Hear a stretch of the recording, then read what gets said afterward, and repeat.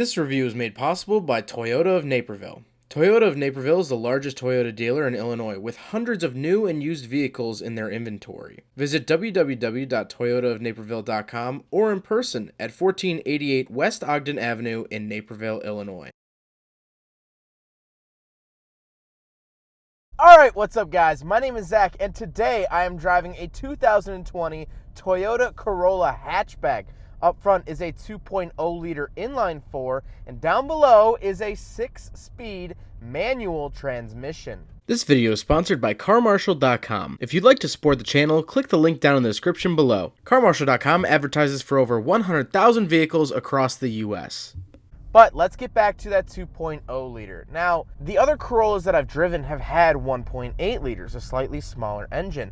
And this engine feels a lot more alive. The 2 liter is kind of peppy, it's kind of fun. It gets decent gas mileage. I'll put it up here on the screen. It's definitely nothing to thumb your nose at.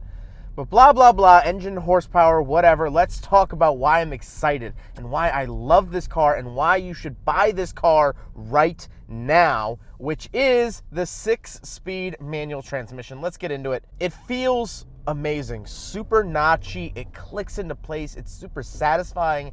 It feels great. The clutch is light and getting it into gear super easy. Not only have I not stalled it, but there's been no hesitation in the engine. It was so buttery smooth. It's so great right off the showroom floor. And it's not numb. It's not the most pedal feel I've ever felt through a clutch, but it's not numb. I drove a 2016 Scion IM, I believe, which is essentially a Corolla that was in manual, hatchback. Felt very numb. Very, very numb driving experience. But this isn't. I'm tossing it into gears. It has that satisfying clunk. When it gets into gear, it's fabulous. I absolutely love driving this car. And so we're warmed up here on the test track. For the sake of the clutch, of course, I won't go too hard on it, but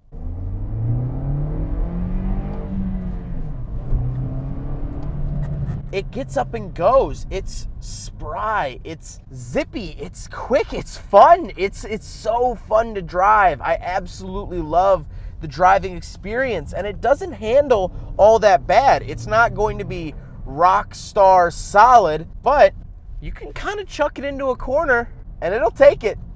It'll definitely take it. Now, of course, the Corolla is front-wheel drive, and that's all I have to say about the drivetrain for now. We'll loop back to that manual transmission in a little bit. But let's talk about the interior. Well, in front of me, I have 2 gauges and a screen. In the center is my speedometer and fuel. On the left is my tachometer and coolant, and then on the right is my screen. This is a pretty typical Toyota screen. I can change it to tell me a couple other things, my average MPG, my miles per hour in digits, my safety features, lane keep assist, trip distance, total time. I could turn on and off lane departure assist, collision warning, stop sign. It'll read the stop signs and speed limit signs. You can turn that on and off. There's a lot of different settings. And that's all done through the screen on the right. Now, normally the screen's in the center, so it's kind of odd that it's off to the right, but I'm sure that's just to make way for the tachometer. On the steering wheel on the left, I have controls for that screen in the gauges, volume up and down, voice commands, and phone options. And then on the right, I have my pre-collision warning, lane departure assist, track change, and cruise control options. To the left of me, I have my automatic headlights and my gauge dimmer switches, as well as a vent. I do have a very sizable vent off to the left, which I really like. And then on the door, power windows, power mirrors, things like that. In the center, I have a very big touchscreen display. I really like it. It's clear and easy to read.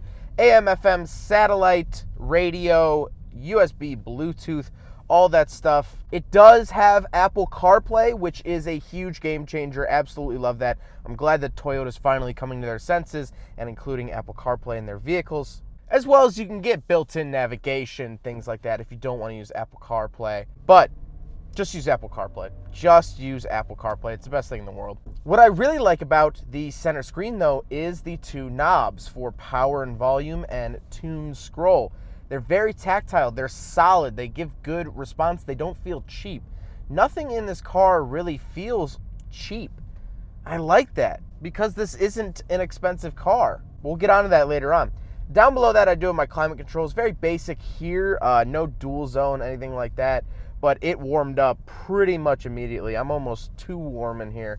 And I do have that eco heating cooling option that's offered in a lot of other Toyotas as well. Down on the center console, we do have a little cubby, nothing really to see there, but we do have 2 buttons up above the shifter. Traction control off, that's that car with the squiggly lines.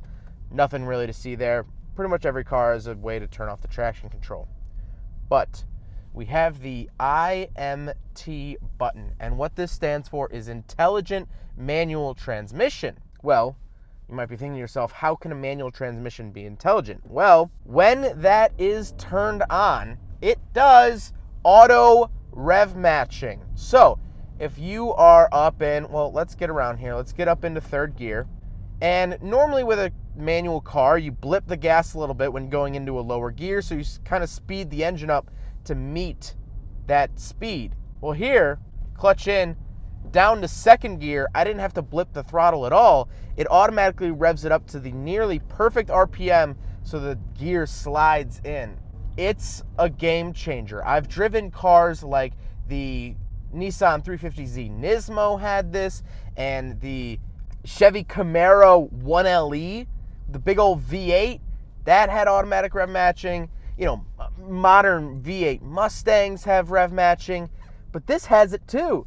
This little Corolla has it. And honestly, it's one of my favorite things in the world because it makes you feel like an absolute god. If you are not good at driving manual, you don't really have to be, because you could just dump it into a lower gear and the car will finish the rest. Now, some people may say, oh, that takes, the skill out of driving, and sure, it might, but you could just turn it off. Just turn off the IMT button.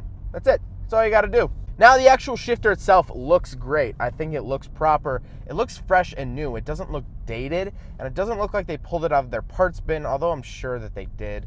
And I absolutely love it. And to get into reverse, you do pull up on a ring, and then it's where 1st gear is normally. What I don't like is down below the shifter, I have 2 buttons. I do have auto brake hold, which is fine. So we'll come up to a stop here, press the brakes, take your foot off the brakes, the car will stay stationary.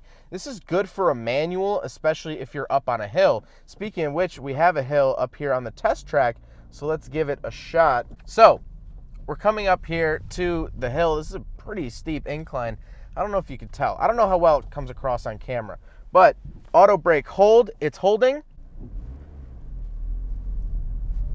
A little bit over rev of the engine by me, but that's a lot better. It's a lot better. But the button that I don't like next to that auto brake hold is the power parking brake. This does not have a physical parking brake that you pull up like many cars do. This has an electronic one. And in automatic cars, I don't mind it. If you want to set the parking brake, you can, it's whatever. But you really rely on a parking brake when it comes to a car like this, a manual transmission car.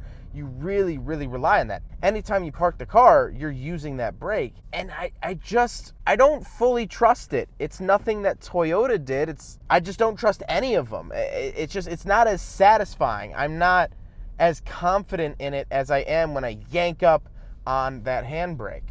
But that's just my own personal taste. The seats are comfortable, they're cloth, they're nothing really to brag about, but they're nothing to thumb your nose at either. They're comfortable, I like them. Moving on, which we will be moving on to the back seats. We do have back seats, and I haven't done a Corolla hatch before, so let's see how that roofline differs in the back seat review, and then we will talk about the hatch as well. All right, so we're in the back of the 2020 Toyota Corolla Hatchback. Headroom is great, legroom is not super great, but it's not bad. Definitely you can fit 4 people in here very comfortably, a 5th if you're in a pinch. I do have automatic windows back here and cup holders in the doors, which is interesting. Center console, 2 more cup holders. So I guess if there's 2 people back here, they each get 2 drinks. But other than that, yeah, headroom is pretty good. I'm about 5'11". There's a little bit of stadium seating going on, so I can kind of see, a little bit up over the front 2 occupants. But let's go take a look at the hatch. All right, so I apologize for the wind. Around the back, just a little button. Tie downs up front. It's not a whole lot. Oh, tie downs right here too. Not a whole lot of room. These do go down, but there's the hatch for you. Not bad.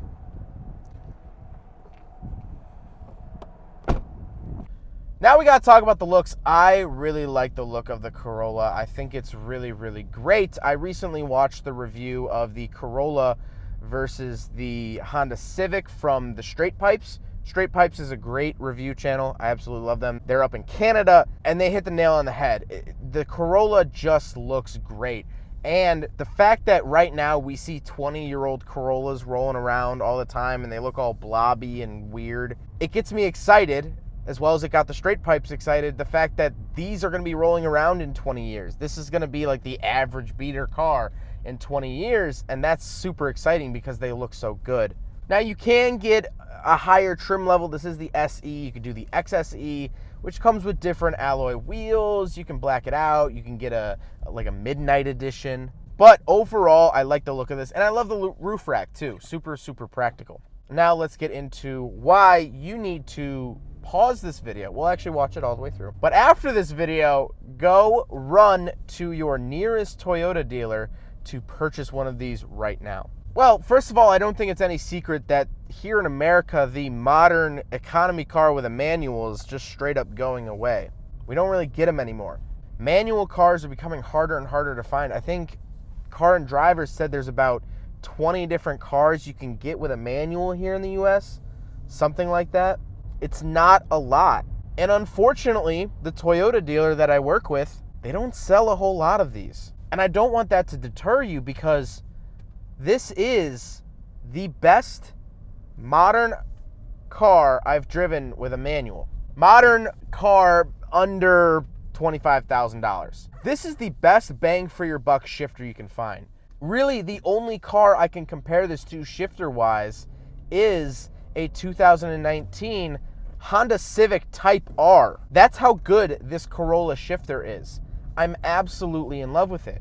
And so, Toyota isn't really selling these all that much, because here in America, no one really wants a manual except us enthusiasts. And that's sad, because at the end of the day, auto manufacturers are in it for the money. I'm sorry if that bursts your bubble. It shouldn't. But auto manufacturers are in it for the money. And when people don't buy a product, they discontinue it because they don't see the worth in it. But this is so good.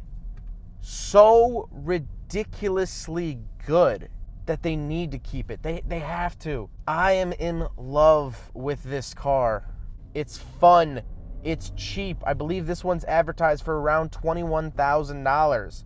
It's not bad. It gets good gas mileage. It's really, really all just win, win, win, win in the Corolla's categories. And that's why you need to run out and buy one right now. Because once we lose this, we're really going to lose something great. And I don't want to sit and have the conversation about how we don't truly appreciate it till it's gone. I'm appreciating this right now, and I'm saying right now that this needs to be saved. Well, I hope you guys enjoyed the video. Huge thank you to Toyota of Naperville for allowing me to take out their manual Corolla. This is the only one that they have on the lot. They had another one. They sold it, thank God. You know, someone knew I was going to make this video, and they already bought it. But huge thank you to them. They have a huge inventory. They just got a yellow Supra in, which is super exciting. So definitely go check out their website. They also have hundreds of used cars as well. So if you're in the market for a vehicle, toyotaofnaperville.com should be your first stop always. So they're absolutely great.